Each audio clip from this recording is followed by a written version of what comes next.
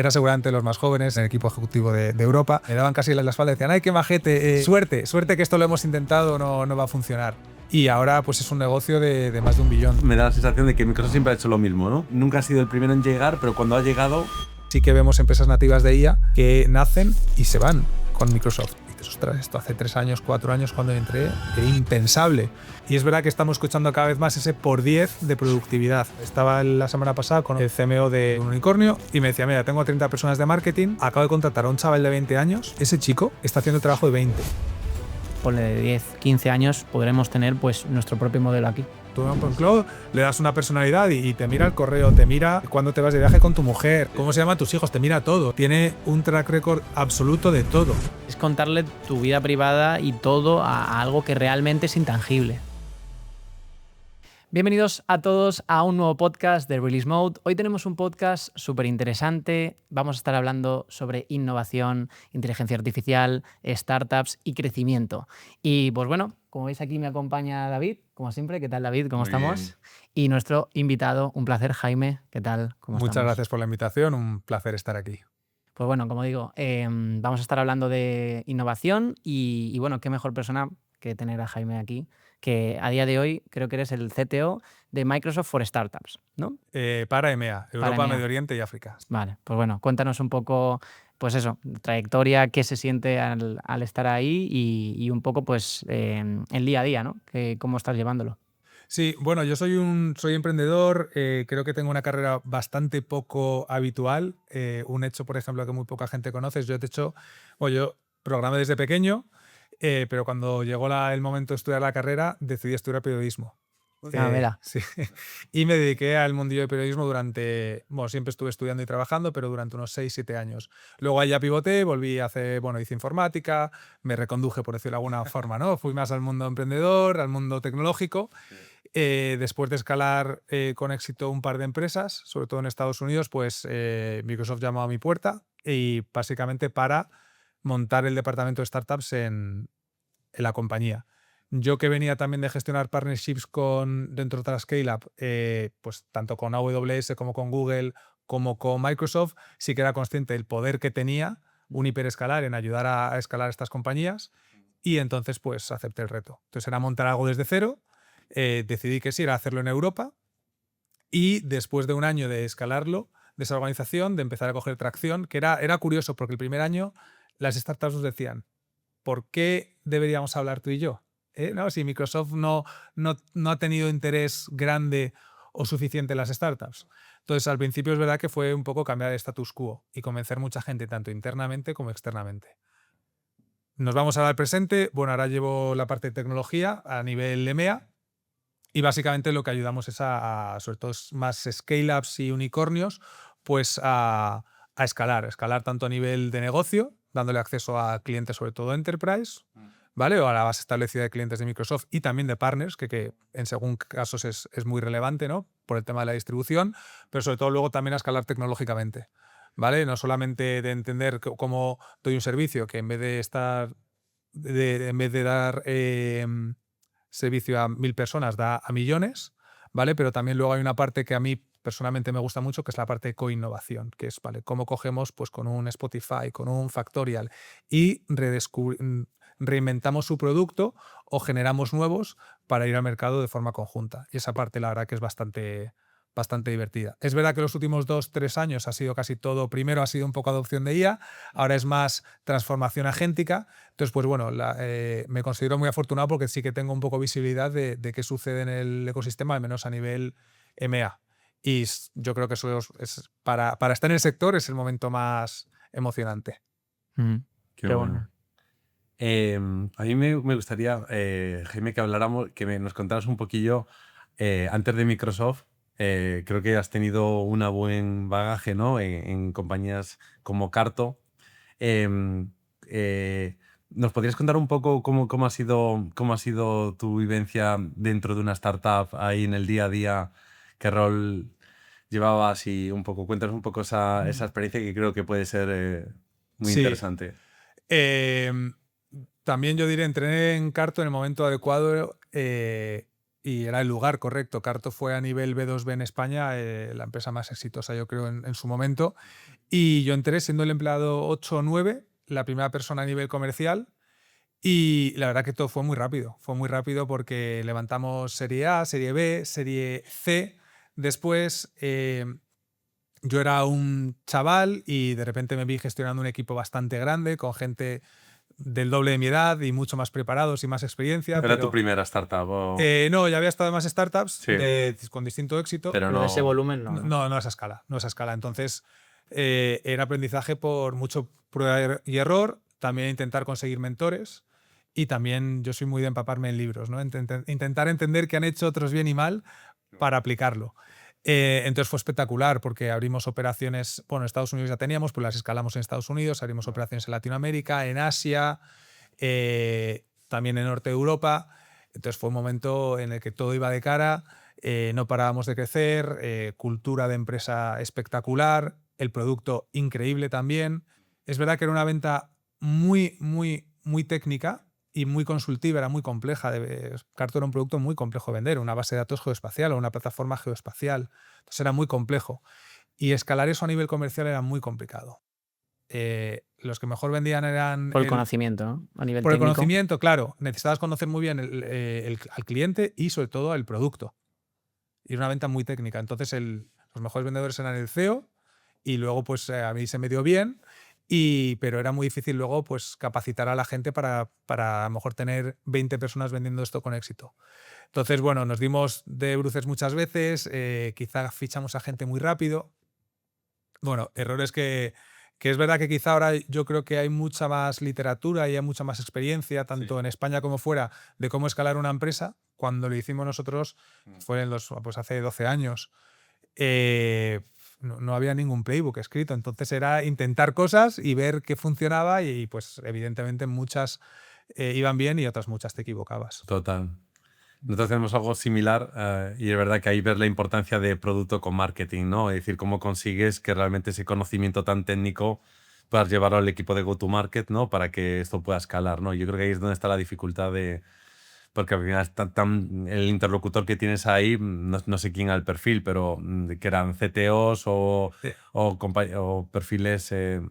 ¿qué tipo de perfil era? ¿Quién era vuestro customer ideal, profile? Y yo creo que ese es el problema, ¿no? Que pivotamos también muchas veces intentando encontrar cuál era uno el pain o el dolor del cliente Claro. y dos, quién era el comprador. Claro. Porque, y créeme que variaba mucho de empresa a empresa. También era una plataforma, entonces íbamos a distintos verticales. La propuesta de valor era totalmente distinta. Entonces, homogeneizar ese proceso era muy complejo, muy complejo. Y entonces había mucho prueba y error. Yendo al comprador, podría ser el CTO, podría ser el Head of Geospatial para las empresas que tenían, sobre todo en Estados Unidos, pero ¿cuántas empresas tienen alguien geoespacial? Muy pocas, Claro. muy pocas. Claro. También es verdad que en cierto momento pensamos que igual que, por ejemplo, Tableau democratizó la visualización de datos, pensamos que Carto podría ser el democratizador de mapas o de análisis geoespacial. Claro. Luego nos dimos cuenta que quizá el mercado no estaba preparado todavía y que era muy pronto. ¿Hay algún proyecto algún caso de uso de Carto que a ti te haya marcado? Así.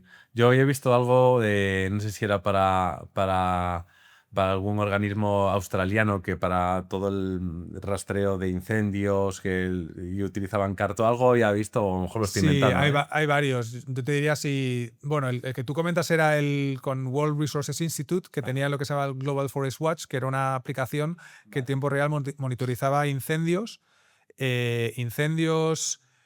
sequías y inundaciones Vale. de forma global. Y tú los podías ver y de repente entrábamos un día y decíamos, a ver dónde había un incendio ayer. Y era, de hecho, tristemente, era casi siempre las mismas zonas. Pero esa cantidad de datos, ese procesamiento de datos por detrás y luego el hecho de visualizarlos a escala era brutal. Nadie lo había hecho. Eso por un lado. Luego un proyecto también de mucho impacto en el que yo personalmente estoy involucrado era con la Ciudad de México. Creamos todo el portal geoespacial para el ciudadano, en el cual pues accedían a datos desde catastro hasta datos de servicios, dónde tengo el hospital más cercano, si quiero comprar una casa, cuáles son las zonas más seguras. Y era un proyecto de datos muy grande y se crearon dentro de ese geoportal 15 aplicaciones distintas sobre Carto, evidentemente con un trabajo de datos por detrás bastante grande, ¿no? Y ese proyecto fue muy bonito. Luego tuvimos proyectos con Twitter, con Google, con Vodafone, en el que no traqueamos, pero podíamos visualizar cuáles eran los patrones de movimiento de las personas dentro de las ciudades. Otro con BVA, que veíamos cómo la gente gastaba dinero y en qué lugares y cómo se movían, ¿no? Iban derecho a la Gran Vía y cómo desde la Gran Vía se iban a Serrano a seguir gastando. Y si iban en un lado gastaban más en comida y en otro lado en moda o en lujo. Y entonces, la verdad que eran proyectos como son muy diversos y fue muy, muy bonito porque a nivel aprendizaje era espectacular. Qué guay, qué guay. Y luego el cambio a corporate, ¿cómo lo llevaste? Porque entiendo que siempre que venimos ¿no? de startup, ahora una corporate... Eso lo decía antes, que joder, es que ¿Cómo, pues no cómo cambia. lo viviste? ¿O qué cosas también, qué cosas has podido llevar, aprendizajes de startup que te han podido servir para Mm. corporate? Primero diré, antes del corporate estuve en otra scale-up también en Estados Unidos, que la verdad que fue muy bien, levantamos casi 200 millones, escalamos. Yo digo siempre que en esa scale-up que tenía Product Market Fit, hice en 2 años lo que en Carto me llevó 7. Pero porque estábamos muy bien identificados en ese caso el comprador, la propuesta de valor, y entonces ahí vamos, era un tema de velocidad y fue muy bien. Y entonces luego, pues sí, entré en el mundo corporate, algo que nunca habría pensado, yo no me veía no me veía, pero me ofrecieron montar esto desde cero y era ser intraemprendedor, ¿no? Y son día y noche, el tema es una startup. Yo, por ejemplo, soy muy pragmático y muy ejecutor, ¿no? Para ir de A a B, sabes qué camino tienes que tomar. Sí. El mundo corporate, para ir de A a B, tienes que pasar por muchos puntos. Sí. Y nos ha pasado con oportunidades de clientes de, oye, es que este cliente a lo mejor, por ejemplo, en un cliente que quería vender por distribuidores a SMB, 6 meses internamente intentando ver cómo podríamos hacer una propuesta específica para ese cliente. Y es verdad también que, claro, en una startup te adaptas mucho más a las necesidades del cliente. Sí. Y en una corporate, pues evidentemente por un tema de escala, tienes que más o menos seguir ciertos procesos y patrones y playbooks, y es inevitable. También es verdad que a mí me contrataron precisamente y me decía mi primera jefa, tú tienes que break glass, ¿no? Es como tienes que romper el molde, tienes que desafiar lo que hacemos, te vamos a decir que no 20 veces, pero tu rol es decir que no. Y internamente al principio era gracioso porque la gente me veía, era seguramente los más jóvenes en ese momento en el equipo ejecutivo de Europa, y me daban casi en la espalda y decían, ¡ay, qué majete! Suerte que esto lo hemos intentado, no va a funcionar. Y ahora pues es un negocio de más de $1 billón de dólares que gestionamos y con... A nivel gente no tanta, pero a nivel de gente sabemos ahora 70 o una cosa así, pero y funciona muy bien. Pero claro, escalar eso ha sido muy complejo y evidentemente a nivel cultura también es otro mundo, la jerarquía importa Romper muchísimo. esas barreras ha tenido que también ser complicado. No, para mí es un aprendizaje brutal. Para mí, yo lo digo y sigo aprendiendo cada día. Sigo aprendiendo porque encima esa parte no tenía ni idea. Entonces, lo que digo, la jerarquía, por ejemplo, llegábamos a un meeting y a lo mejor yo era el que más rango tenía, ¿no? O ahí van por niveles. Y la gente lo sabía, yo no sabía qué nivel tenía la gente. Y entonces entramos en un meeting y a lo mejor llevaba 2 semanas. Y el cliente decía algo y todos se quedaban callados y me miraban a mí, esperando que yo tuviese la respuesta. Y yo no tenía ni idea. Yo le decía, chicos, ¿puedo ser el más tonto de toda la sala? Que me seguís mirando a mí, no... Digo, vosotros conocéis mucho más, pero se respeta demasiado. Quizá para mí demasiado. Sí. Bueno, es normal, ¿no? Cuando tienes una corporación tan grande, con tantas capas, es normal. Pero entender esa jerarquía a mí me costó. O la gente, por ejemplo, que no te escribe porque estás X niveles más por encima. Y claro, pues tampoco puedes... Imagínate, claro, si una persona gestiona 100.000, bueno, no 100.000, pero 2.000, 3.000, 4.000 personas, pues tienes también que poner no barreras porque no puedes hacer que todo el mundo te escriba. Yo, por ejemplo, he tenido roles abiertos que internamente a lo mejor me han escrito 300 personas. Es una barbaridad. Y quieres responder a la gente, ¿no? Pero no te da. Entonces todo es a una escala mucho más grande. O por ejemplo también cosas muy distintas es que en una startup tú tienes que ganarte el derecho para sentarte con el cliente, porque nadie te conoce, es complejo, ¿no? Y tienes que probar el valor. En Microsoft todo el mundo te recibe, todo el mundo te recibe. Luego ya veremos si hacemos negocio o no, pero todo el mundo te recibe y todo el mundo te conoce. Quizá en el mundo startup no tanto, es verdad que ahí pues sí que ha habido también mucha reticencia, ¿eh? En el mundo startup al principio había hasta un poco de... de querer romper y no querer ir con los clásicos, ¿no? A lo mejor. Sí, o de cómo es Microsoft o justo, tal. no, lo ven un poco Microsoft, arcaico. Justo, lo vean un poco como, con todos los respetos, ¿no? Un IBM, un Oracle, para el mundo startup, ¿no? Que son grandes empresas, pero nos veían más que es verdad que quizá otros players, pues Google o Amazon, pues han tenido un posicionamiento en el que han estado mucho más cerca de estas empresas. Ahora ha cambiado y es verdad que ahora, por ejemplo, lo cual me hace estar muy orgulloso, sí que vemos empresas nativas de IA que nacen y se van con Microsoft. Y dices, ostras, esto hace 3 años, 4 años cuando entré era impensable y ahora sí sucede. Entonces es un orgullo. Pero ya digo, es una gran diferencia. El hecho de que en una startup solamente el tener el meeting ya es un éxito, el meeting aquí lo tienes, lo das por hecho. Sí. Y todo el mundo sabe lo que haces. Entonces, y luego también la escala, pues eso, que en una startup ganar un deal de 10.000, 40.000, 50.000 es un gran éxito. Aquí, pues los volúmenes, a lo mejor cierras un... 50 millones y dices, bueno. Sí. Okay. Está bien, pero hay que mejorar. Cierras, ¿no? Bueno, eso, siempre intentas celebrar, no, pero sí, pero si cierras contratos o compromisos de incluso cientos de millones, que son siempre evidentemente un gran éxito, pero dices, joder, que son cientos de millones. Es una barbaridad. No sé, la cabeza por eso, se te rompe. Sí, startup. Claro, entonces es verdad que luego, pues a lo mejor en algún momento si vuelvo al mundo startup, digo, joder, eso va a ser también un cambio, ¿no? De volver... Calderilla ahí. Calderilla, claro. Joder, 5 millones. Va a ser muy distinto, pero entonces ya digo, es muy distinto el mundo corporate, pero también aprendes mucho. Lo bueno también ahí tienes muchísima gente a la que aprender, en muchos lados. Como todo, no todo el mundo es brillante, pues como en cualquier empresa, ¿no?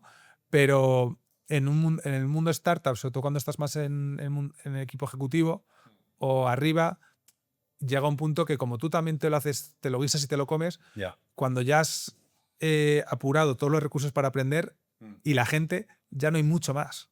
O te buscas mentores externos o no hay mucho más.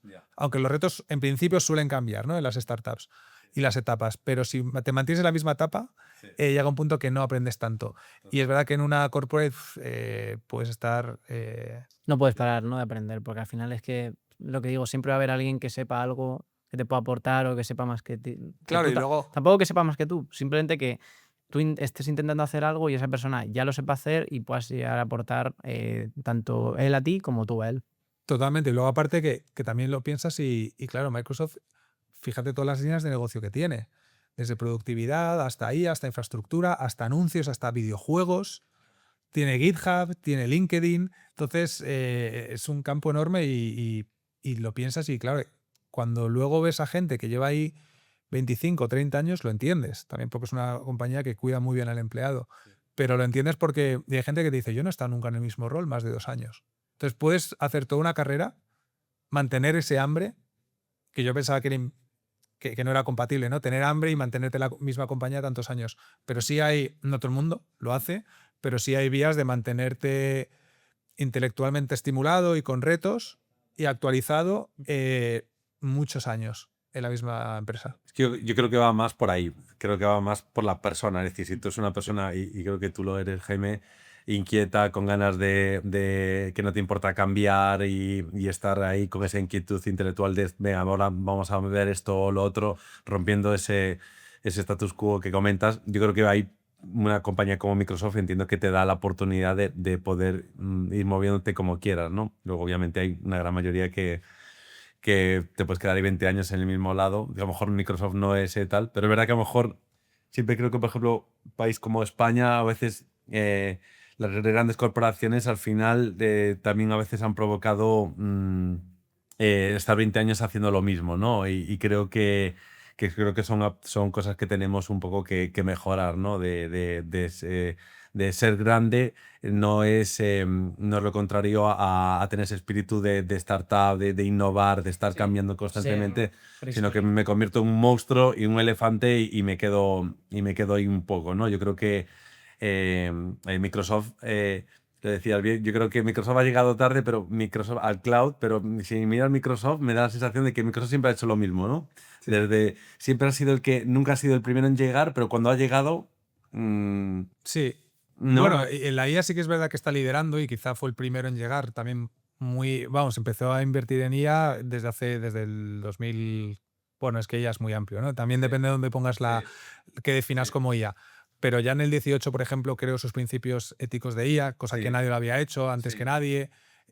Invirtió en OpenAI y que había que tener el ojo para hacerlo. Sí. Mucho antes, el primero. Cuando estaba el ChatGPT 3 ya estaban invirtiendo. Mucho antes. Sí. Sí, antes. Antes, sí. Yo creo que esa operación, a lo mejor... a mí me da la sensación, vale, yo creo que ahí sí que fueron muy... La verdad que acertar en invertir en OpenAI, yo creo que Microsoft ahí la clavó, ¿no? Pero ahora mismo yo creo que Microsoft aún no ha... Es decir, compañías como ahora mismo podemos ver compañías como Anthropic o como OpenAI, que ahora mismo pues es verdad que están cogiendo una muy buena cuota de mercado. Creo que como que Microsoft llegará y en Sí, algo... no. Sí, no. ¿Sabes qué pasa? Que también Microsoft no invierte tanto en marketing. Entonces, es como, por ejemplo, tú ves Slack, ¿no? Y todo el mundo piensa, wow, Slack es la herramienta de comunicación por defecto. Pero tú ves, hay un gráfico muy claro en el que se ve Slack con una línea muy exponencial, pero luego ves a Teams y tiene un por 20 de usuarios. No sé si era 10 por 20, no recuerdo ahora mismo. Pero que seguro que Slack llegaron como Slack otros que llegaron tarde, y Teams no estaba y de repente Claro, post-COVID... Pero el tema es, yo creo que está el mundo de consumidor y el mundo más en el que la comunicación quizá llega más al usuario final, y luego está el mundo enterprise, el mundo corporate. Y créeme que ahí el poder que tiene Microsoft es increíble. O sea, es increíble y la lealtad que tienen todas las empresas a todo lo que es todos los servicios Microsoft. Es brutal. Entonces, por ejemplo, dices en IA, la aplicación de IA a nivel enterprise más utilizada en el mundo es Copilot. Y la gente no lo sabe. A nivel consumidor es ChatGPT, pero a nivel enterprise es Copilot. Es verdad que ahora Anthropic está viniendo con mucha fuerza, veremos en un año así las métricas, pero los últimos 2 años ha sido Copilot y poca gente lo sabe. La capa de orquestación más utilizada se llama Foundry. A lo mejor no la conocéis, pero es donde más empresas están ahora mismo desarrollando agentes y soluciones de IA generativa. Y como digo, a lo mejor no sale tanto en los gráficos, no tiene tanto nombre, pero luego incluso si tú ves en los cuadrantes de Gartner, en todas las categorías relacionadas, por ejemplo, con IA, Microsoft está arriba a la derecha, como líder. Lo que pasa que es verdad que quizá a nivel marketing no invierte tanto, o evidentemente, pues si me piensas dices un Anthropic, un OpenAI, tiene más nombre, no más nombre, pero ahora están haciendo más ruido, quizá. Yo creo que hace mucho ruido. O sea, sí. Y bien hecho, y lo están haciendo muy bien.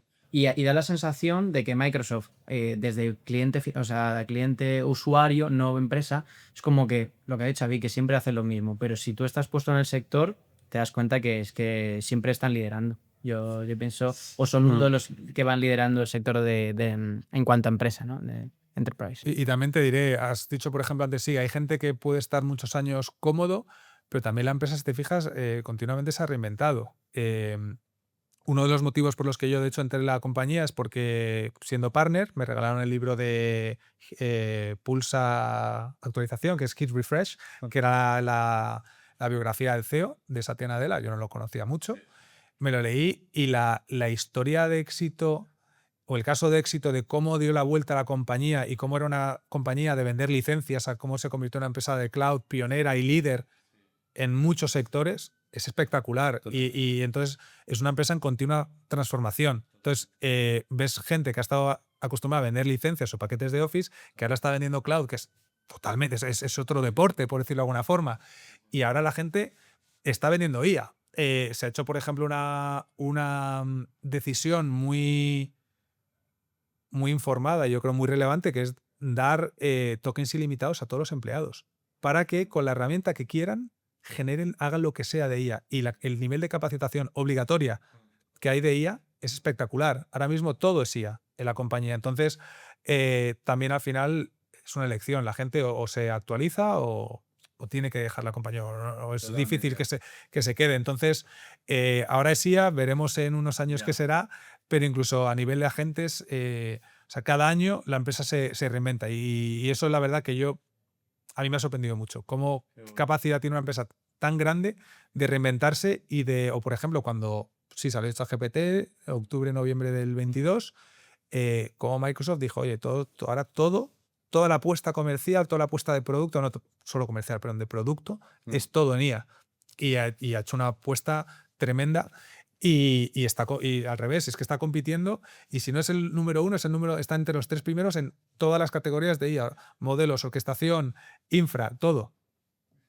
Cuéntanos un poco, Jaime, cómo ha vivido, bueno, lo que nos puedas contar, Sí. ¿no? Pero, y luego también supongo que tendrás muchos casos de uso que habrás visto en otras compañías, pero una compañía como Microsoft o otras que tú puedas conocer mejor, ¿qué cambios has visto dentro de la compañía con la IA? Es decir, de departamentos como marketing, ventas o ingeniería de software, producto.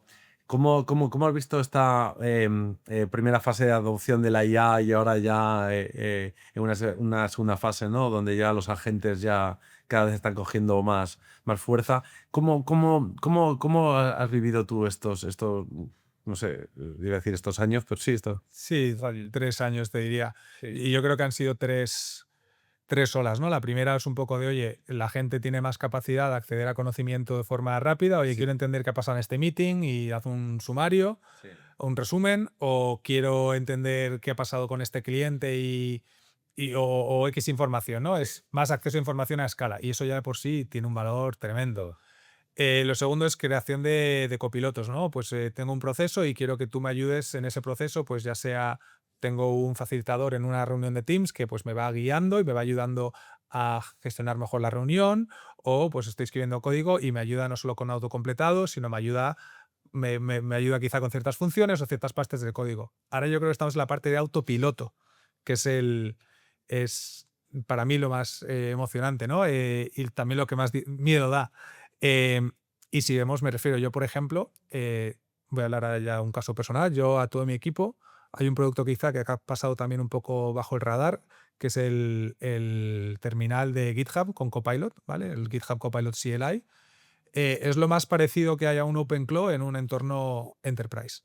Vale. Y yo le he pedido a todo mi equipo, fue un reto que les puse hace un mes, les di 15 días para que todos empezasen a utilizarlo de forma diaria.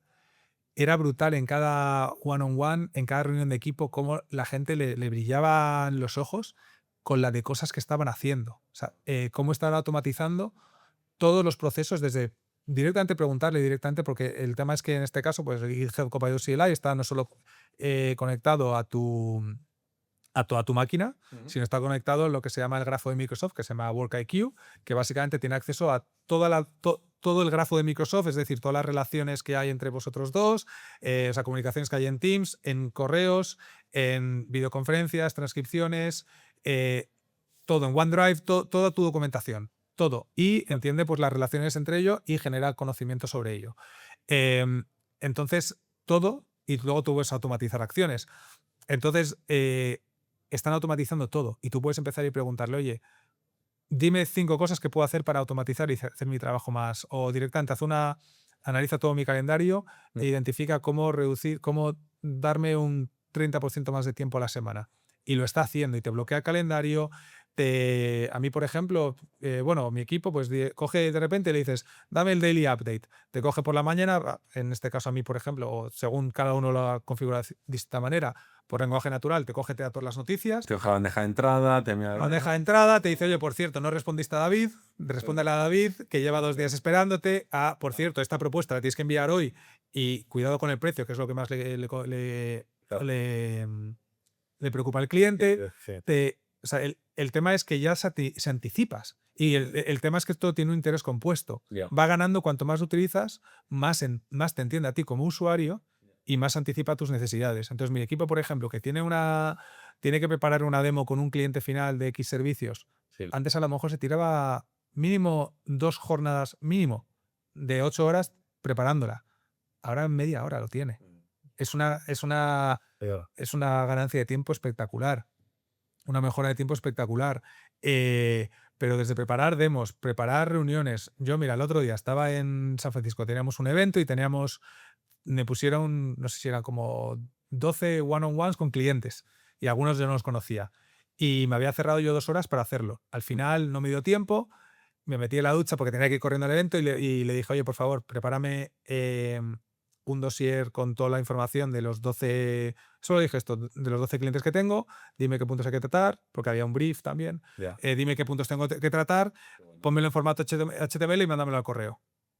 Y pum, y llegué, salí, lo tenía en el correo y entonces estaba yo en los meetings y tenía toda la información. Eso me habría llevado 2 horas. Y luego ya a nivel de generación de código es espectacular. Por ejemplo, antes toda la parte de reporting nos llevaba 10 horas a la semana, por lo menos. El reporting interno, que también una compañía grande, pues es, no sé si 10, pero 8 horas a cada individuo. O sea, es mucho tiempo. Ahora todo automatizado. Todo automatizado nos dice, oye, mira, este es el estado de tu negocio, dónde tienes que prestar atención, dónde no. Claro. Esta es cómo el consumo va cambiando según qué clientes. Atención, por cierto, que este cliente ha deployado este servicio. Claro. Y todo te lo hace de forma, sobre todo, proactiva. No tienes que estar continuamente preguntándole sí, evidentemente hay una curva de aprendizaje, pero muy mínima. Yo creo que un éxito de esto es que ves a gente de negocio utilizando el terminal. Hostia, Está toda la gente de finanzas. Qué bueno. Sí, está toda la gente de finanzas emocionada. Sí. Y entonces nos han pedido a mi equipo, por ejemplo, capacitarles y hemos hecho una guía. Evidentemente, nos la ha creado el Autopilot. En este caso, nos ha creado una guía en 6 pasos y ponemos en 20 minutos estás up and running. Y todo el mundo la utiliza y ves a gente de finanzas, gente de marketing utilizando el terminal. Y entonces las ganancias son espectaculares y sobre todo yo lo que le digo a mi equipo es somos muy afortunados en el sentido que tenemos tokens ilimitados para probar, para hacer lo que sea. Hay gente que está creando servidores MCP ahora con el CRM para que también podamos directamente no te entrar en el CRM y hacer todas las actualizaciones directamente vía lenguaje natural. Oye, actualízame esta oportunidad y en función de la transcripción de este cliente que acaba de pasar y automatízalo. Después de terminar el meeting, méteme las notas en esta oportunidad y actualiza en función de eso el valor de la oportunidad, bloqueos que pueda haber, etcétera, etcétera, etcétera. Y si tuvieras que dar un consejo, vamos a poner el ejemplo de una empresa de IT tradicional aquí en España, que tiene un cliente final de una empresa, una pyme muy, muy normal, una empresa familiar que a lo mejor ya son 50 trabajadores, pero que llevan 30 años en la industria y tendrán ahí su ERP de turno, su CRM, tendrán ahí tampoco muy sofisticado, ¿no? Si ahora mismo pensáramos en plan, joder, ¿cómo una empresa de IT cómo le puede asesorar a ese cliente final de decir, oye, deberías de comenzar a utilizar la IA de esta manera para Aumentar la productividad o tal? Casos de usos simples que podría...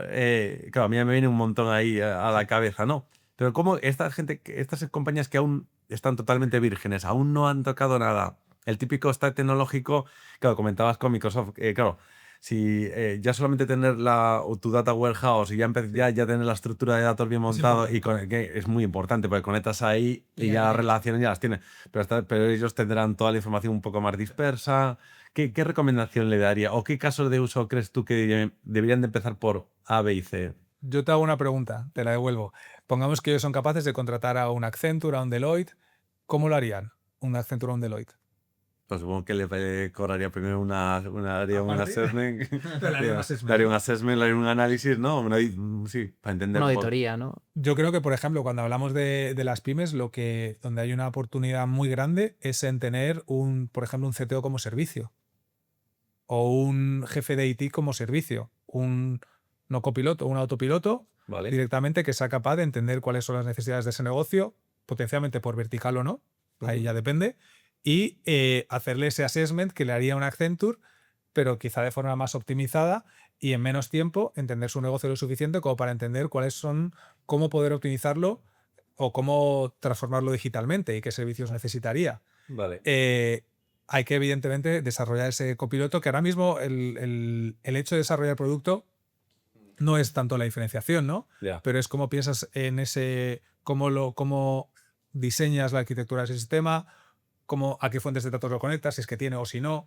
Pero yo creo que, ya te digo, el darle un CTO como servicio o IT como servicio, que en parte es un poco lo que hacen los MSPs, pero automatizar toda esa función y hacer que la pyme tenga acceso directamente a ese conocimiento y sea un activo in-house, no externalizado, y lo sientan como tal, yo creo que ahí, por ejemplo, hay mucho potencial y mucho valor. También porque veo que es un poco hacia donde va la industria, ¿no? Es hacia los servicios de IA. Es decir, ahora, por ejemplo, en muchas compañías, aparte, estamos viendo que hay mucha transición a lo que se llama el pricing basado en objetivos, ¿no? El outcome-based pricing.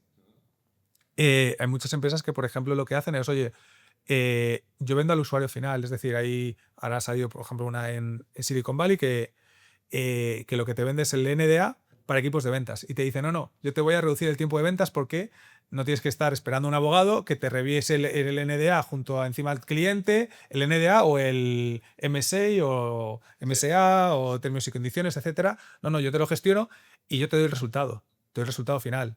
Como te lo haría un Garrigues o un despacho de abogados o una Arena Novery, etcétera. Sí. Pues ellos lo que te venden es el resultado del servicio. Entonces, y te cobro por eso. Entonces, yo creo que la industria es hacia dónde va y potencialmente pues las pymes podrán también, como usuarios, como decía este equipo de ventas, que de temas legales no entienden y lo que quiere es el resultado, la pyme es igual, quiere el resultado. Entonces contratará a la compañía que le dé ese resultado, que en este caso pues será un CTO medio autónomo al que puedan, o sea, que conozca su negocio mejor que nadie. También me refiero porque estamos viendo un poco que está viendo este momento un poco de que parece que estamos en el Matrix, ¿no? En el cual ya hay empleados digitales. Sí. Si tú no puedes aumentar tu capacidad con empleados físicos o humanos, lo puedes hacer con empleados digitales. Totalmente autónomos. Y entonces vamos también en esa dirección. Y yo creo que la pyme sí que va a ser capaz de conseguir mucho más. Mejor dar un salto de calidad, ¿no? Dar un salto de calidad y de conocimiento y de capacidades también cuando... sobre todo porque la barrera de entrada es muy baja. La barrera de entrada es lenguaje natural. Ya no necesito ese conocimiento tan elevado. Y si tienes, me refiero, por supuesto, eso sí, a lo mejor un MSP por detrás que gestiona más la parte de estabilidad, de seguridad, de confianza. Entonces, ya está. Es decir, el MSP ofreciendo a la pyme ese autopilot o ese CTO as a service, ¿no? Yo veo que ahí hay una oportunidad. Que el MSP tiene que proveer, se tiene que convertir más en proveer una solución de IA, ¿no? Si te he entendido bien, Sí. que pueda un poco ayudar a la pyme pues, con ese autopilot, pues acelerar más ese assessment, entender bien todos los flujos. Yo creo que ahí, yo también estoy alineado de que ese es el camino, ¿no? Yo creo que la pyme va a requerir eso, no va a querer saber ni de ciberseguridad, ni de infraestructura, ni de nada técnico. Quiere saber de su negocio y lo que quiere es resultados, ¿no? Y entiendo ahí. Yo creo que nosotros internamente en la compañía lo hablamos mucho de cómo vemos la figura del MSP, de esa empresa de IT que ofrece servicios gestionados, ¿no? Y creemos que el rol está cambiando y creemos que va en esa dirección, ¿no? En el que, y sobre todo a las pequeñas empresas que no se pueden permitir tener especialistas en cada una de las áreas, y lo que creo que es donde se tienen que centrar es a ser más consultores, estar más cercanos al cliente final, entender no solamente IT, sino entender todo el negocio en general. Y yo creo que a partir de ahí, yo creo que tienen que ofrecerle ese autopilot para que bueno, poder ir cubriendo todas esas necesidades ajustadas a las necesidades de cada cliente final, ¿no?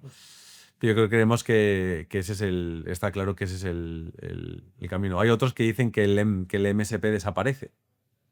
No quería entrar ahí, pero es... El tema. Ahí evidentemente el MSP va a tener que repensar cuál es su propuesta de valor y cómo da mucho más valor al cliente final, que cada vez también va a ser más autónomo, va a tener más capacidad, por supuesto, con temas de IA.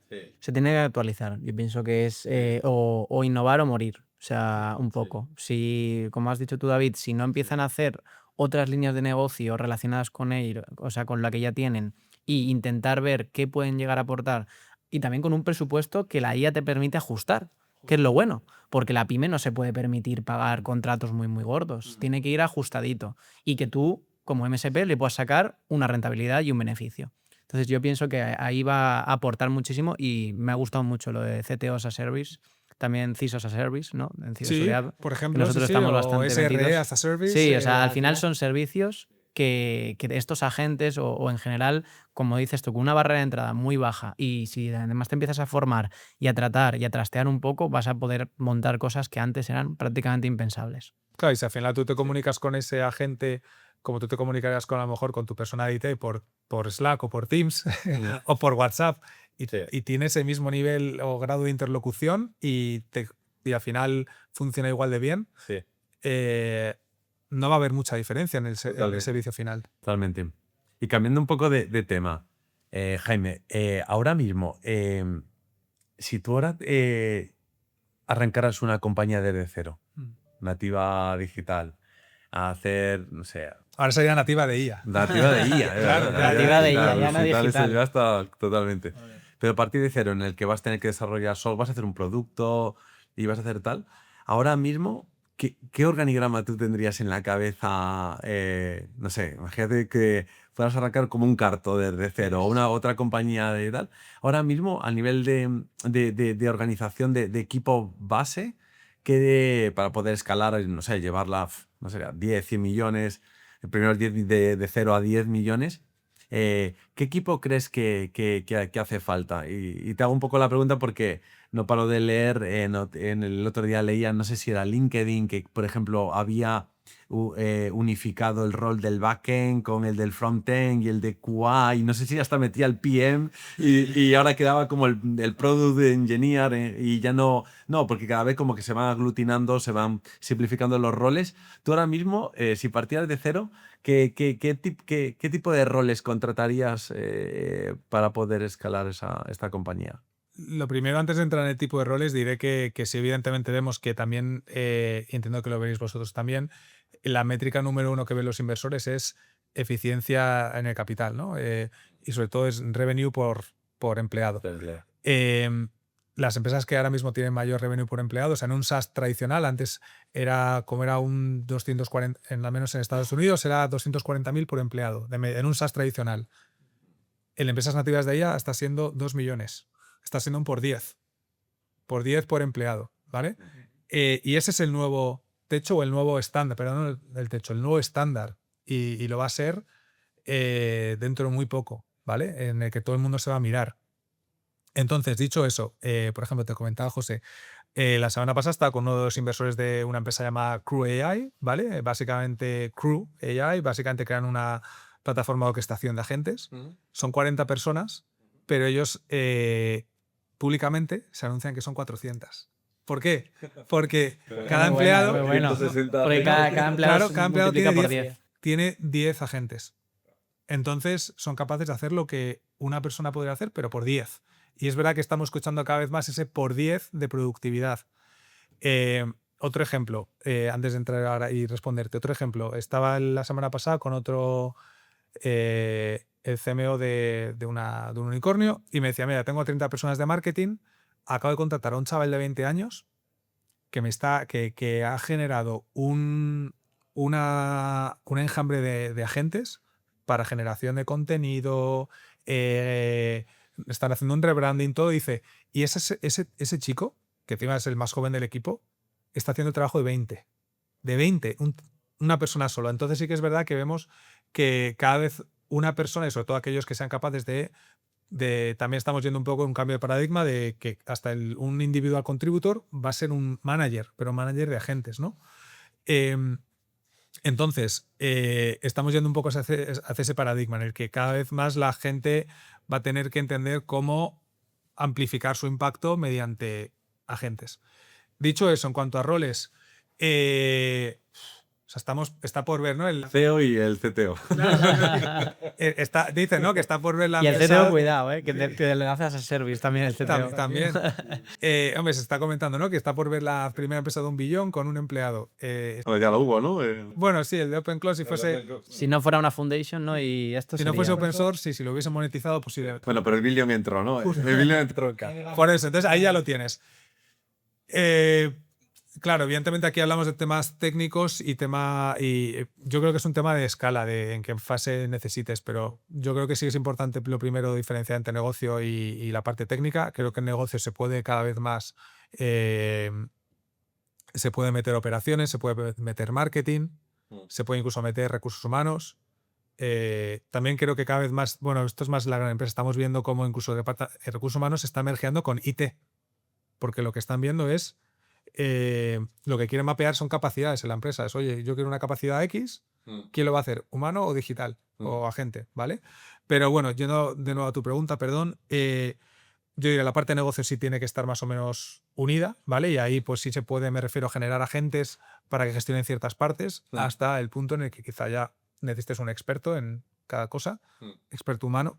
Y luego la parte es verdad que la parte de desarrollo de todo el ciclo de SDLC está cambiando de forma tan rápida que yo veo empresas muy jóvenes que tienes un CTO con 20 agentes, que él se va a dormir, vuelve y todos los PRs están resueltos, ha abierto otros X tickets y todo sigue corriendo y él está solamente orquestando y mirando.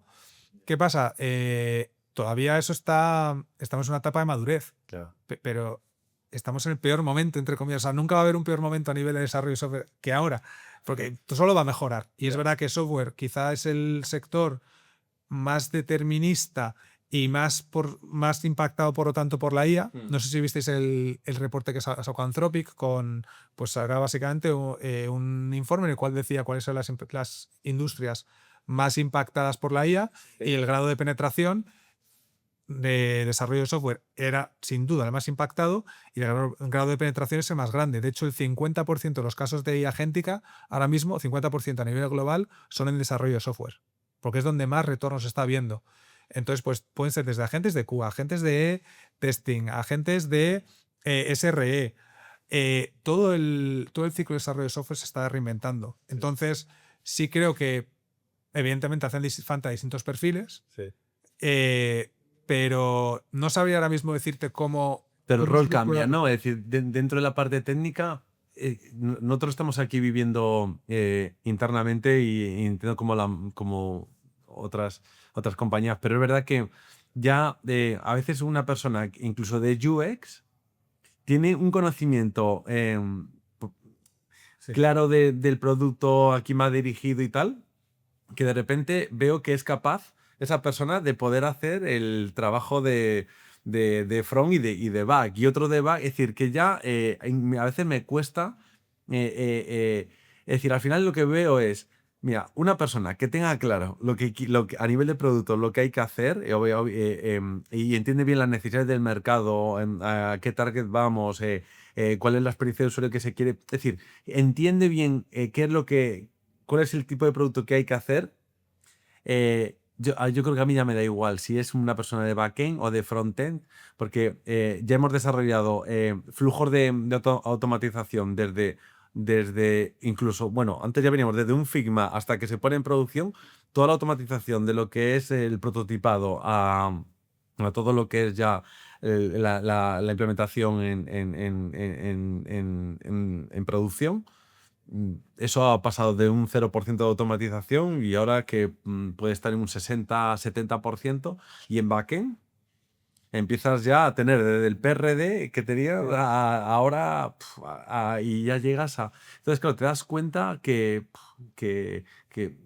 yo no sé si es... Yo no sé cómo llamarle a ese rol, pero es verdad que se empiezan a difuminar, se empiezan a aglutinar, se empiezan a unir roles que antes estaban eran silos, estaban muy separados, y cada vez más se ve que al final pues ese know-how que tenías de ser un gran developer en Python o en Go o en PHP o tal. Difícil.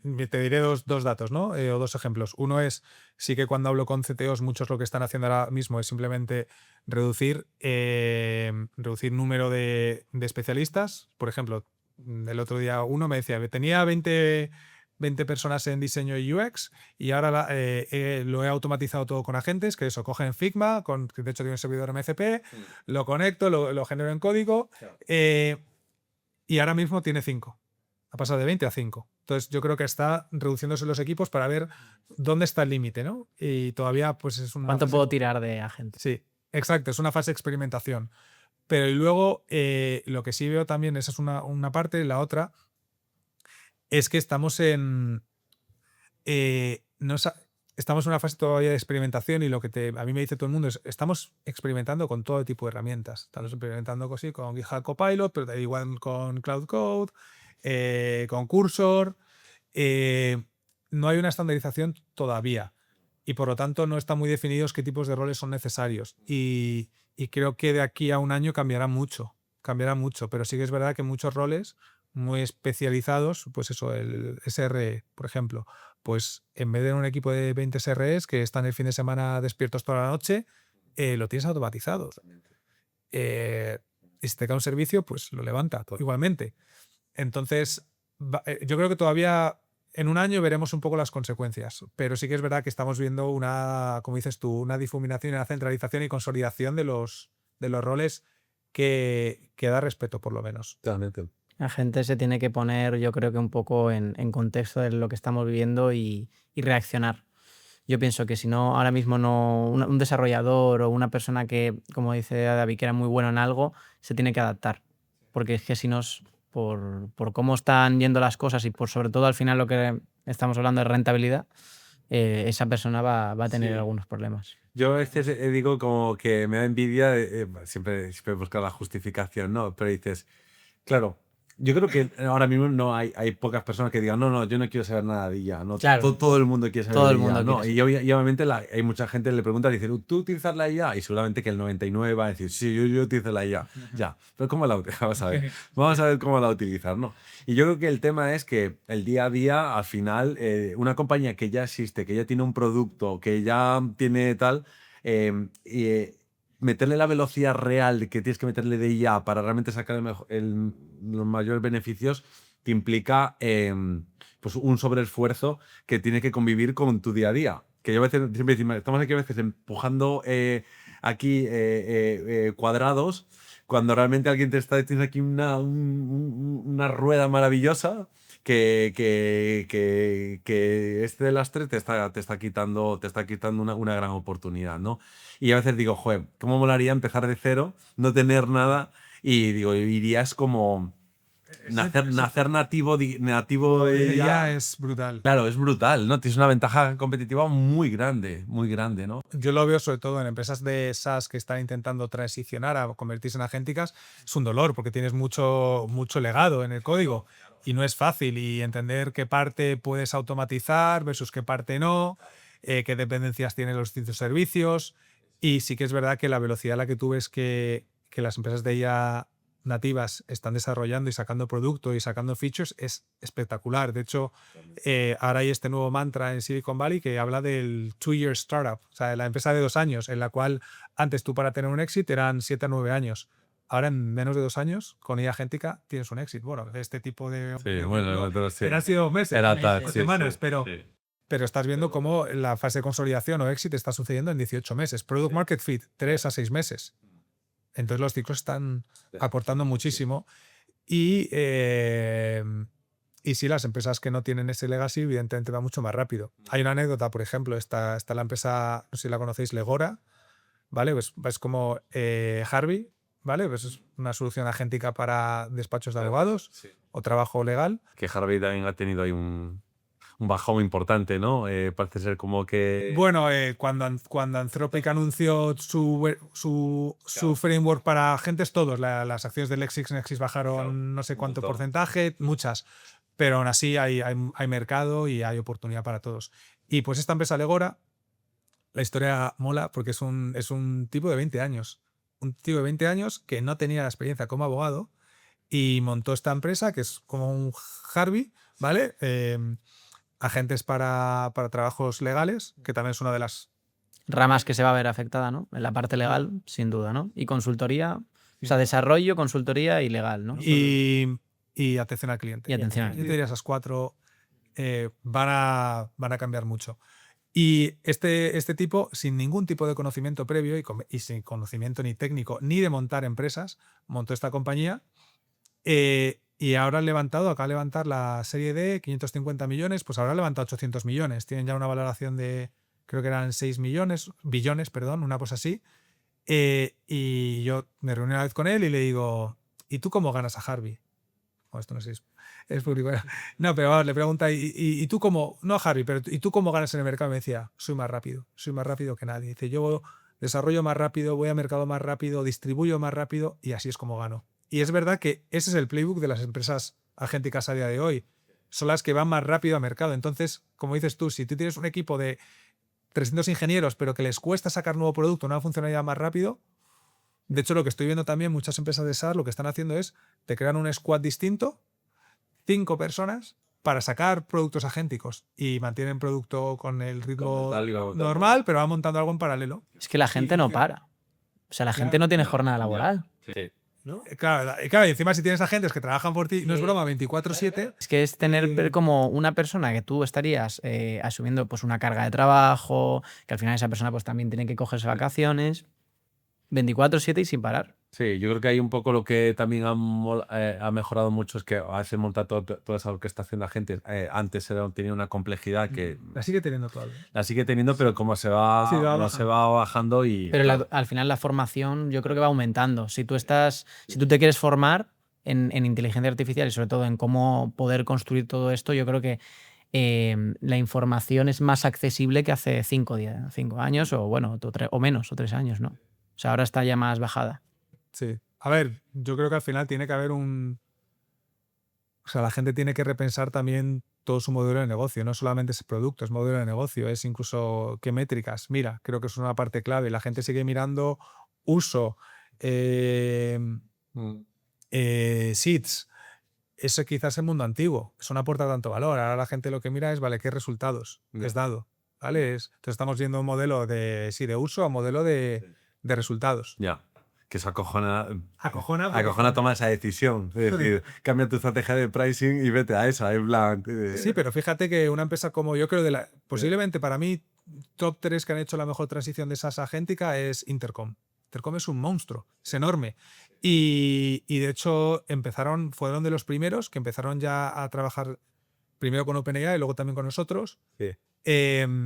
Ya a finales del 22. Y ahora, pues su modelo de negocio es outcome-based. Ellos, ticket solucionado, pagas 99 céntimos. Ya está, no hay más. Que al final tienen que escalar ellos a un humano, no te cobran. Qué buenísimo. Eso me encanta. Que lo hacen ellos end-to-end, lo hacen. De hecho, Zendesk también ahora ha pivotado y están, o sea, todavía tiene el modelo de pricing tradicional, pero están empezando a cobrar también por ticket.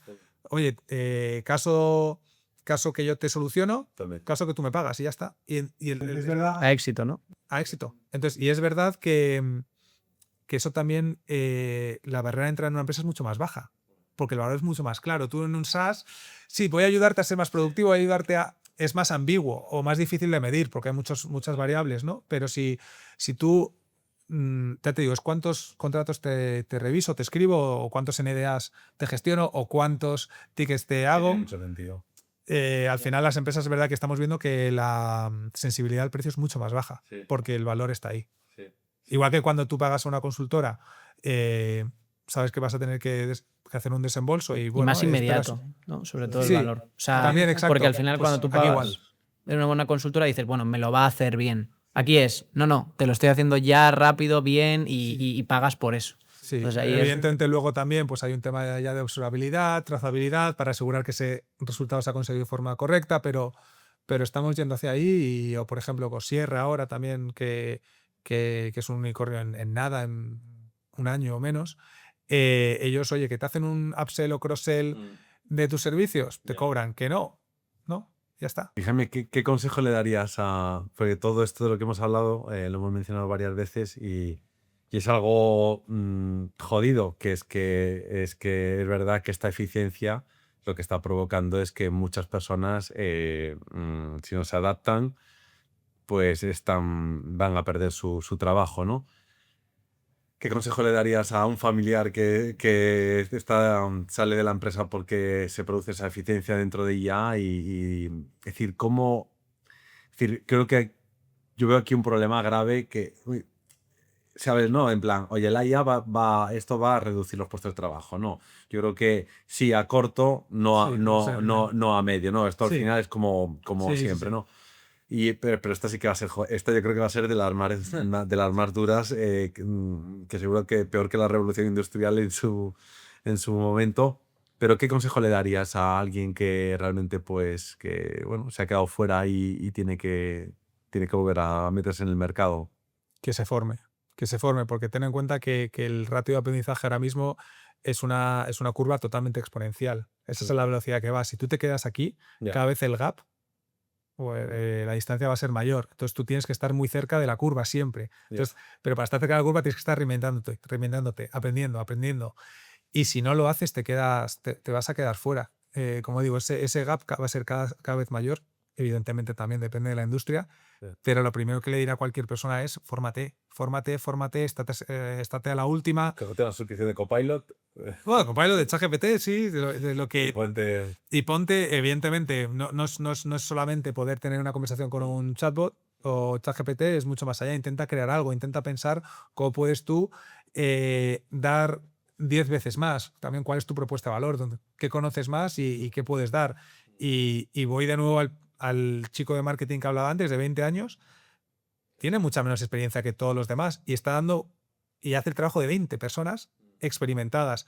Creo que ese es un poco el paradigma Totalmente. o tiene que ser la referencia de lo que es el futuro. Gente que eso, que va a gestionar a gente y que tiene que y cuya propuesta de valor es, mira, yo todo lo que te puedo hacer porque tengo todo este equipo conmigo y sé gestionarlo, sé coordinarlo y sé hacerlo de forma segura. Ese ejemplo mola porque se decía mucho que la IA va a quitar muchos puestos, de todo a la gente más Sí, junior, sí. que ya no va a hacer falta, ¿no? Que es más gente más senior. Pero oye, pero Te también llega un al chaval de contrario, 20 no. Lo que años hace es trabajando y te entonces, monta. que chaval que no tenga ni idea de nada, si se pone, puedo ser un experto en laboral, en legal, en... Eso es muy bueno, la verdad que mola mucho, mola mucho. Hay un tema que a mí también me preocupa, el tema de la IA, aparte de las personas, que es también algo que también estamos viviendo en este año, que es el tema de, bueno, todo este boom de despliegues de centros de datos, energía, toda la parte de necesidad de chips, ¿no? Para poder cubrir toda esta demanda. Pues sabes que sobre todo todos los frontiers y hiperescalares han hecho una compra muy fuerte en temas de chips, y es verdad que el mercado a nivel global ahora mismo se ha quedado totalmente Sin nada. sin nada. No sé si sabéis, no sé, a lo mejor me estoy equivocando, pero se decía como que si el volumen de negocio de CAPEX para estos componentes andaba sobre en torno a los 600 billones, se han comprado 900 ya a principios de año. Entonces, claro, no hay. Es decir, eso ya se ha pagado y eso ya está reservado para... Entonces, claro, estamos viendo que precios ahora mismo están en un por 7, un por 5 por 7, y se ve tendencia de Q1 está en un por 3, ya arranca Q2 a un por 5, y esto tiende a seguir siendo 26 y 27, ¿no? Entonces es verdad que acceder a cualquier persona a memoria, CPUs, bueno, GPUs, es decir, ya va a estar... entonces, no sé si de esto pero ¿cómo ves esta película? Porque es verdad que pone en una situación en la que solo va a estar esto para los 4 grandes dioses. Te vas a querer montar un ordenador y los demás, pues. Me va a costar 5.000 euros. Sí, sí. Si quiero jugar a videojuegos, me va a costar 5.000 euros. Pero es montar verdad un que, ordenador. que el mercado. Bueno, pero ya no solamente ya ni para competir, sino que cualquier persona que ahora mismo se quiera comprar no sé, un servidor. Sí, un servidor. Ahora mismo lo estará pagando un por 2 o un por 3, ¿no? Puede ser que los fabricantes de hardware acepten esta demanda y multipliquen su capacidad y vuelva esto a estabilizarse. La verdad que no sé. También se dice muchas veces que la IA ya va a ser un commodity y este precio que estamos pagando por el token, esto va a bajar cada vez más y más y más. Bajará. Pero los recursos al final son finitos y la demanda parece que es infinita, ¿no? Sí que es verdad que hay un tema, tampoco era una pregunta, ¿no? Era aquí un poco que lo estaba ahí viendo porque es verdad que claro, no sé cómo va a ser este 26-27, pero en este aspecto va a ser algo... A ver, lo primero sí que estamos pasando de un mundo en el que había muchísimo CAPEX sobre todo para training de estos modelos, ¿vale? Que pues los hiperescalares se gastaban cientos de millones, ¿vale? Y llegando a billones cuando hablamos de varios modelos, y ahora estamos más en un mundo de inferencia, ¿vale? Entonces yo creo que ya las grandes inversiones para entrenar grandes modelos cada vez serán menos, ¿vale? Y sí que hay proyecciones de que casi todo va a ser inferencia. Pero es verdad que luego piensas, por ejemplo, en todo lo que se llama Embodied AI, que es la IA física, ¿vale? Robótica, con coches autónomos, robots para Limpieza de casas. manufactura, limpieza de casas, etcétera. Todo eso requiere mucha más computación a nivel de training, pero de inferencia. Y yo creo que esa es la siguiente ola también de la que todavía no se habla tanto. Entonces, claro, si solamente miras a la parte de la IA más de software, sí, yo creo que vamos que se normalizará todo de aquí a un año. No, antes no creo, pero de aquí a un año debería. Pero es verdad que viene muy fuerte también todo lo que es Embodied AI. Está invirtiendo muy fuerte Meta, muy fuerte X o Tesla y Elon Musk. Los hiperescalares todavía no tanto, pero empezarán. Entonces yo creo que esa también va a generar muchísima necesidad de cómputo y sí, al final, como dices tú, los recursos son finitos, también estamos en una situación geopolítica bastante delicada. No creo que los precios vayan a bajar o que se estabilice al menos en el próximo año, no creo. De hecho, bueno, ahora mismo, no sé si sabéis, bueno, ahora por ejemplo con OpenClock, que todo el mundo, y yo soy culpable también, se ha comprado un Mac Mini o un Mac Studio, también por cómo tiene optimizada la parte de la memoria, que lo hace muy bien Apple, está fuera de stock. Está fuera de stock y antes era un producto que te lo daban en 2 días, ahora te lo dan en 2 a 4 meses. Entonces está sufriendo también de stock. Entonces sí, está sucediendo. De momento, por ejemplo, Apple no ha subido los precios. Nvidia también sacó un aparatito, ¿no? Vi que Nvidia había sacado como un mini ordenador. Sí, no es el TRX, es el DJs, no, el Spark no. Que eso también para gente será brutal. Sí, es básicamente para correr todo trabajos de inferencia muy complejos o a gran escala en local. Pero bueno, son casi 4.000 euros de la máquina. Digo, no es algo... Sí, que no es algo que se pueda comprar, no es algo que vas a comprar como usuario normal, ¿no? Sí, es simplemente... Si es un usuario muy avanzado, sí. Pero bueno, yo creo que al final la gente sobre todo lo utiliza más en... Esto no corre cosas en local, tira de servicios de terceros, vía API y con eso sí, deberías. Yo que tenía una pregunta para los dos, que lo hablamos aquí, bueno, nosotros hacemos all hands y hacemos reuniones y salió una pregunta que creo que es interesante, que es si pensáis, y en base al tema que estábamos tocando un poco, si por 10, 15 años podremos tener pues nuestro propio modelo aquí. O sea, entrenado por nosotros y con la potencia de lo que te da un móvil. ¿Qué pensáis? De 10 Yo tengo mi años. opinión, pero la dejo primero. Venga. Entrenado. Pues como habéis visto Iron Man, pues como un Jarvis, literalmente. Que cada uno tenga su propio agente personalizado y pudiéndolo entrenar con una potencia pues a nivel de usuario. Es un tema... Pues, Yo creo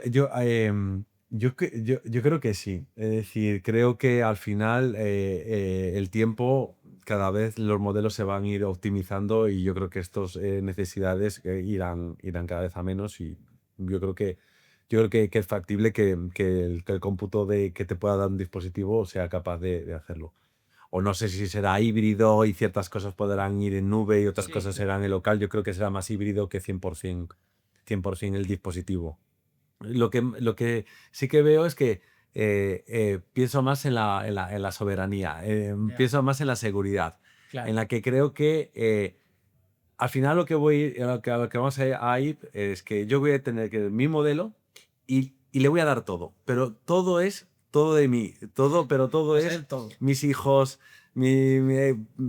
todo, mis accesos a mis cuentas bancarias, toda mi información que pueda tener personal, bueno, profesional, seguramente lo dejo aparte, ¿no? Pero creo que va a ser algo tan tuyo que, que seguramente que va a tener muchísimo valor como ahora, ¿no? Que digo, este es mi móvil, sé que mis cosas, bueno, esto está en todo Sí, en la pero, nube, pero pero de la alguna mayoría de manera cosas... yo creo que si queremos vamos a ir ahí, al final le vas a dar acceso a todo y para mí eso creo Que que da un poco de miedo, quiero decir. A ver, porque hay muchas películas que Es tampoco un es tema de importante. confianza. Pero, Sí, claro, si hay pero confianza, es darle mucha confianza. O sea, es contarle tu vida privada y todo a algo que realmente es intangible. Salía un dato de que sería que chavales, no sé, de 15 a 20 y no sé cuánto, que más del 70% sus problemas Se lo contaban a ChatGPT. se lo contaban a ChatGPT Ah, qué en vez de bueno. a un psicólogo y lo utilizaban para dar yo mi teoría es que estamos mucho más cerca. Mucho más cerca y se ha visto Más con cerca. Open. Mucho más cerca. Bueno, con Es verdad que al OpenCloud final estamos se ha viendo visto con con OpenCloud que la gente está corriendo, de hecho, sí, puedes tener un Mac mini, pero hay gente que lo está corriendo incluso en el móvil. Lo está corriendo. Es verdad que luego hay que ver, me refiero, si todo el tamaño de esos modelos y si son capaces de correr en un dispositivo móvil, pero igual que Tesla o Wave ahora, que hace también conducción autónoma, corren todo en un chip en local, en el coche, que es muy pequeño, y estamos hablando de modelos multimodales cuya inferencia es mucho más compleja y requiere mucho más cómputo que un modelo de lenguaje natural. Entonces, vamos hacia ahí, yo diría que mucho menos de 5 años, yo no sé si incluso 3. Y luego lo de los agentes personalizados, sí, hay muchísimas empresas ya sacando soluciones para eso. Y al final bueno, de hecho OpenClaw es eso, tú a OpenClaw le das una personalidad y te mira el correo, te mira cuando te vas de viaje con tu mujer, cómo se llaman tus hijos, te mira todo, o sea, al final tiene un track record absoluto de todo. Y luego, si voy un paso más allá, la gente ya, a ver, fío, con las Meta, la Ray-Ban, que ahora de hecho tienes la pulsera también. pulsera áptica, entonces tú o sea, no necesitas un teclado, o sea, al final vamos a un mundo en el que incluso no vas a necesitar teléfono porque todo lo vas a tener en tus gafas, que ahora son gafas, luego será embebido en cualquier otro tipo de dispositivo. Vamos en esa dirección. ¿Cómo de pronto? Yo creo que 10-15 años es muy tarde. O sea, yo te diría menos de 5 años seguro. Que veamos a todo el mundo, como decía, ¿no? Con las Apple, no va a ocurrir, pero cuando sea algo poco intrusivo como son ahora las Ray-Ban, y se lo ha demostrado, ¿no? La diferencia entre Google Lens y ahora la Ray-Ban es una evolución del hardware y de la experiencia de usuario brutal. Vamos en esa dirección y creo que Meta está haciendo cosas muy buenas. Y cuando tú seas, bueno, también vamos ya hacia el mundo de Brain Computer Interfaces también, en el cual tú puedas por el pensamiento controlar directamente. Sí, impulsos neuronales. Exacto, seas capaz de controlar también un dispositivo. No está muy lejos eso, no está muy lejos. Entonces, sí, evidentemente habrá que ver qué tipo de modelos son los que corren, qué número de parámetros tienen y demás, pero la hiper customización y el hecho de tú tener tu agente personalizado que te conoce mejor que nadie, sí va a ocurrir, y sí va a ocurrir que las nuevas generaciones, lo como dices tú, va a llegar a un punto que van a delegar todo en esos agentes. Oye, ¿qué ropa me pongo hoy? Oye, ¿quedo con este chico o esta chica? ¿Sí o no? He discutido con mis padres, ¿qué hago? Y no, me refiero, y ya están demostrándose que muchos agentes de companions, los AI companions, que son la persona de confianza y que los usuarios tienen más confianza en ese companion que en cualquier amigo suyo. Y entonces, da miedo. Es una sí, línea de negocio también. Da miedo, pero vamos en esa dirección. Luego el tema es crear, evidentemente, soluciones y guardrails para que también yo creo que a nivel cognitivo no cojamos y estemos delegando todo en una IA, ¿no? Sí, totalmente. Incluso a veces yo siempre creo que nosotros vivimos un poco una burbuja. Es decir, que luego todo el planeta, pensamos que todo el mundo es como nosotros y nosotros estamos en un sector tecnológico y es verdad, pero aún así, pensando en todo el mundo, es decir, si lo piensas bien, decir, tío, que tenga que coger el móvil para hacer un Bizum, que tenga que irme a la aplicación de la Seguridad Social para pedirle una cita médica a mi hija, que tenga Pero fíjate, el cambio de paradigma yo creo que va a ser, y el que lo está jugando muy bien es Apple, porque Siri todavía no es inteligente. Cuando lo sea, tú le dices a Siri, Siri, y lo está haciendo por un tema también de seguridad y de confianza. Alexa, ahora es Alexa Plus, y sí es inteligente, y ya sí razona, pero es bueno, acaba de salir creo que el mes pasado. Pero cuando Siri lo sea, y Apple no tiene prisa. Pero Apple, eso te iba a decir, Apple luego lo ves en los números y tampoco es la compañía que esté en el top ahí invirtiendo. Y parece como que en plan, estos están aquí aquí. No, pero está llegando a acuerdos con distintos proveedores de modelos, tanto open source como propietarios, y yo creo que está investigado. Es por un tema de confianzas. Al final la confianza, nada tiene más valor que la confianza todo con el la mundo marca. tiene Apple. Claro, pero cuando tú a Siri le digas lo que dices tú, Siri, dame de alta de la Seguridad Social o de baja, o haz esta X tarea y la haga hoy, hazme un Bizum. Luego hay un tema también, evidentemente, de seguridad, porque la voz se te puede privacidad, tu voz se puede clonar. Creo que todavía el mercado no está maduro suficiente como para que ciertas transacciones de alta confianza sean hechas por voz, pero bueno, habrán sistemas de doble autenticación que no sean con la voz, de alguna otra forma, eso evolucionará. Pero sí que al final, cuando tengas a alguien como Siri que te dé la confianza y que sea capaz de ejecutar todas, me refiero, y quizá no tengamos que pensar en un companion, quizás sea Siri. ¿Cuánta gente está todo el día con los AirPods? Siri esto, Siri lo otro. Y Siri ejecuta. Siri no piensa y Siri no te conoce. El día que te conozca. El día que te conozca y tenga acceso a todo en tu móvil, te va a conocer mejor que tu padre. Entonces, yo creo que es ese día. Y no estamos tan lejos. Perdona que te he interrumpido. No. Pero por eso, porque yo creo que no estamos tan lejos. No estamos tan lejos, no, sin duda. No, eso, que al final es verdad que yo también coincido con Jaime de que estos no son ni 10 ni 15 años, esto va a ser menos de 5 y creo que ese dispositivo va a ser tu vida cotidiana y creo que no le vamos a tener miedo. Lo que le voy a tener miedo es a la pereza de estar gastando un tercio de mi vida a una tarea administrativa que no me aporta valor. Es decir, yo a día de hoy ya irme a una página web para darme, en plan, ¿qué estoy haciendo? ¿Sabes? Incluso ya ahora mismo, nosotros por ejemplo utilizamos Atlassian, ¿no? Jira con Confluence y tal. Sí. Ahora ir a Jira, abrir una página Confluence, empezar a crear un artículo, meto el MCP de Atlassian, digo lo que quiero y genérame la estructura y ya eso ya me da pereza. Tengo que a mi madre le va a dar pereza pues otras cosas en su día a día. Al igual que WhatsApp ya lo utilizan nuestros padres y abuelos, entiendo que eso lo va a ir adoptando. Pero va a ser en menos de... Sí, coincido que menos de 5, segurísimo. Bueno, decía, ¿no? En el World Economic Forum de hace 2 meses, decía Demis Hassabis de DeepMind y Dario Amodei de Anthropic. Amodei decía que el AGI llegaba en el 27 y Hassabis decía que en el 30. Entonces, sea lo que sea, son menos de 5 años. Entonces digo, estamos ahí. Sí, incluso luego también la parte, ya con esto cambiamos de que llevamos aquí hablando, pero luego toda la parte que decías física, de eso, toda más de robótica, estoy viendo ya los primeros robots humanoides en donde a un precio que empieza a ver cómo va el Optimus de Tesla. Hay otros fabricantes asiáticos que traen cosas muy interesantes, pero... Ahí los asiáticos seguro que le meten caña porque son muy buenos. Siempre han sido buenos en hardware y en montar cosas así, los asiáticos, los japoneses. Pero ¿a cuánto estamos? ¿Cuántos años vamos a tardar en tener en casa un robot que te va a quitar toda la carga de ir al súper, planchar, lavadora, cocinar, cuidar de hijos padres, de asistencia, acompañarlos, hablar, hacer, bueno, como cualquier... Eso, como que lo veo, creo que es más limitación física, porque creo que un LLM la parte de software, creo que es la que está yendo más rápida, ¿no? Ahora hay que conseguir que pueda que pueda crecer a escala, que sea un precio asequible para cualquiera, que no haga nada raro. Ahora mismo estoy acostumbrado, yo creo que ya cogerte un Tesla y poner autopilot e irte a un destino, ya nadie le da tanto miedo como antes. miedo, ¿no? Sí, bueno, todavía... Bueno, aquí en España, en Estados Unidos va mucho mejor.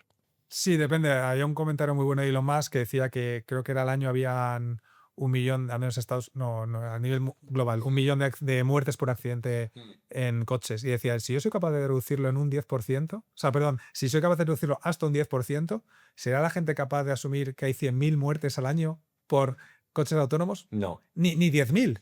Es el problema. Entonces, No, el humano, hasta que no vea que se reduce en un 0,0001%... Sí, que haya uno como los aviones, ¿no? Que sea como el avión. Justo.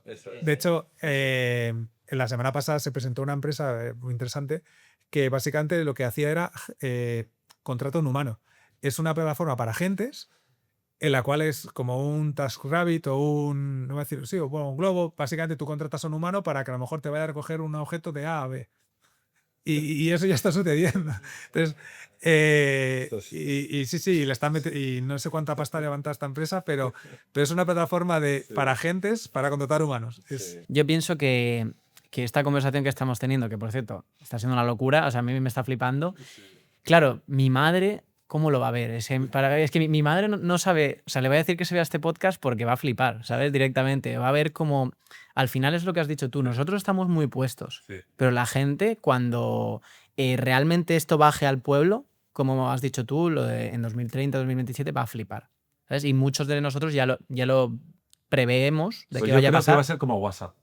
Y justo, estaba pensando en WhatsApp o en Siri. En WhatsApp, Siri, sí, muy... igual que si WhatsApp te ayuda a hablar con tu hijo cuando está de viaje, o Siri te pone la canción sin que tú cojas el móvil, pues te será igual. Si tú le dices a Robot X que te haga X y Z, o sea, al final habrá una curva de adopción, como cualquier tecnología, pero se normalizará. Mi madre le doy el portátil y le hace así a la pantalla. Claro. Ahora lo puede hacer, pero y pues es que la barrera cada vez va bajando y entonces hablar, ¿ahora qué se requiere? Pues saber comunicarte, habla en tu propio idioma. Lo bueno es el lenguaje humano, que al final... lenguaje. Y si hay esa confianza, pues lo que es raro es que mi madre tenga que ir a una página web de la Seguridad Social para pedir una cita. Sí. Eso es esas que me digo. O tener que ir al banco para tramitar el pago de un impuesto. Claro. O yo creo que eso es donde está la verdad. Al final la tecnología está para utilizarla. Claro. Si vamos y estamos gastando tanto dinero en innovar, ¿para qué no evitarnos estas tareas que al final, como dices tú, te quitan tiempo de vida? Y el tiempo es lo más valioso. O sea que... Ahí irán por sectores. Hablabais había un artículo que publicaba Sequoia hablando de cuáles eran esas industrias donde el autopilot se podía aplicar. Y creo que la primera ponía la de la parte del broker de seguros. Sí. Hablaba del IT, el IT Managed Service, como el segundo. La verdad que yo creo que todos esos, esto va a acabar arrasando a todo, ¿no? Hay unos que tienen más el software, obviamente, pero creo que al final va a acabar arrasando y bueno, sea para todo. Como sí, yo creo que en resumen es adaptarse o morir, pero bueno. Y aprender, justamente. Todo es aprender. Todo es aprender. Pues nada, yo creo que por hoy ya está bien, ¿no? Sí, Hemos estado ahí un buen rato. Yo te haría 100.000 preguntas. No, yo estaría hasta la hora de comer y mucho más, pero bueno, muchísimas gracias, Jaime, por estar por aquí, por también pues, aportarnos todo este conocimiento y valor. Y bueno, pues si hay una segunda edición, que yo creo que sí que la habrá, pues contamos contigo para darle otra charlita. Pues un placer, la verdad que está muy a gusto, muy divertido y ya digo, un placer haber podido ayudar y ser parte de esto. Nada, muchas gracias por tu tiempo. Pues nada, chicos, nos vemos en el siguiente podcast. Chao.